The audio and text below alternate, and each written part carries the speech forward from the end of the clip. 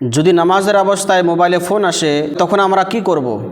তো বিষয় মশলা হচ্ছে, প্রথম কথা হচ্ছে, যখন আমরা নামাজ পড়ার জন্য মসজিদে যাব বা বাড়ির মধ্যে নামাজ পড়ব, তখন আমরা এটা খেয়াল করব, এটা ধ্যান রাখব যে মোবাইল সাইলেন্ট আছে কি না, মোবাইল সুইচ অফ আছে কি না।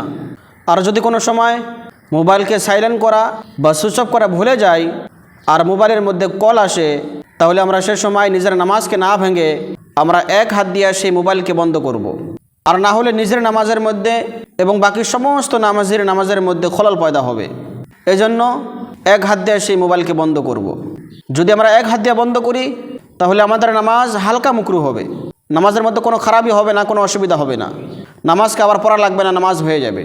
কিন্তু যদি সেই মোবাইলকে বন্ধ করার জন্য আমরা দুই হাত দিয়ে সেই মোবাইলকে নিয়েছি বা নিজের হাতকে জেবের মধ্যে ডালিয়া মোবাইলকে বাইর করেছি এবং দেখেছি কে ফোন করেছে, কোথা থেকে ফোন করেছে, আর যদি সে সময় আপনাকে কোনো মানুষ দেখে আর এটা ভাবে যে আপনি নামাজের মধ্যে নাই, তাহলে আপনার নামাজ ফাসিদ হয়ে যাবে, আপনার নামাজ ভঙ্গ হয়ে যাবে, আপনাকে আবার শুরু থেকে নামাজ পড়তে হবে।